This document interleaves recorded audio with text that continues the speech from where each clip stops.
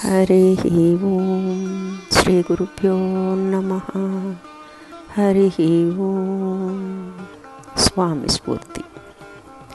స్వామివారి బోధల నుంచి, జ్ఞానము సాధన అనే బోధ నుంచి కారణ శరీరం గురించి తెలుసుకుందాం.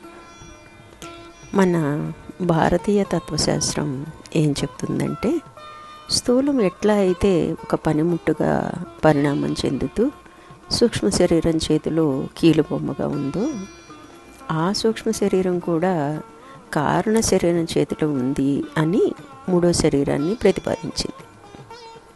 ఎలా అంటే, పూర్తి మెలకువలో ఉన్నప్పుడు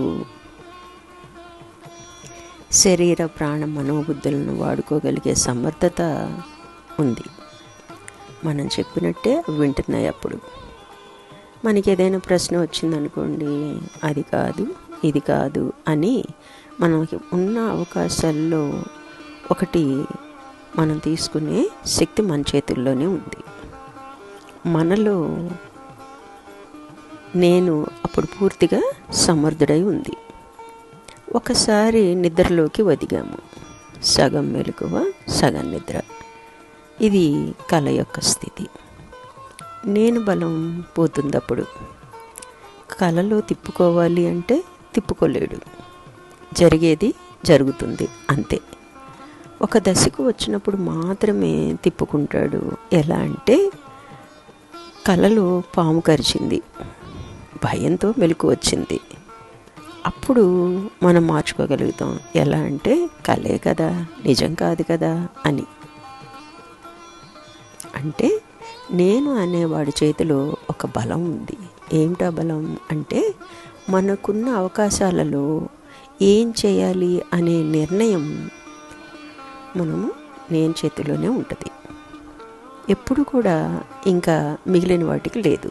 ఎందుకని? మిగిలినవన్నీ ప్రతిబింబాలు, నేను ఒక్కటే బింబం.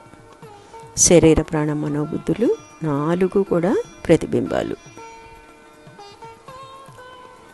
కాబట్టి ఈ విచారణ కొనసాగించడం ద్వారా మనలో ఉన్న కారణ శరీరాన్ని పరిశోధించవలసిన అవసరం వచ్చింది. ఎందుకని అంటే, కారణ అవస్థ చెడిపోయిందనుకోండి, దాని ప్రభావం రెండిటి మీద పడుతుంది. ఒకరోజు రాత్రిపూట నిద్ర మేలుకున్నామండి ఏదో కారణం చేత, మర్నాటికి శరీరం కూడా నీరసపడిపోతుంది. ఏదైతే బలం పరిగెత్తగలదో అనుకుంటున్నామో పరిగెత్తలేదు. కారణం, రాత్రి నిద్ర సరిగా పోలేదని. మరి తినమన్నా తాగమన్నా ఏం చేసినా కూడా ఆ నీరసం అనేది పోదు. చివరిగా పడుకోవాల్సిందే.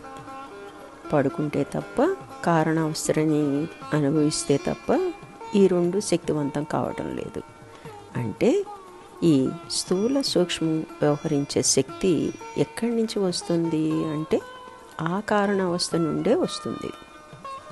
మరి మనకి అన్నీ ఉన్నట్టే ఉన్నాయి, కానీ నువ్వు చెప్పినట్టు పనిచేయటం లేదు.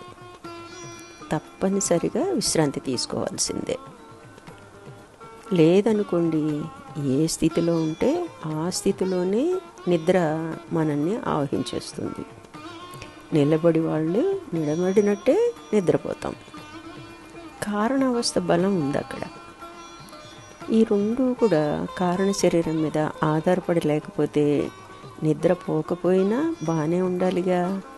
నిద్ర అనేది కారణ శరీరంలో ఈ స్థూల సూక్ష్మం ఆ కారణం మీద ఆధారపడి ఉన్నాయని మన అనుభవమే చెప్తుంది. ఇంకే సిద్ధాంతం అవసరం లేదండి.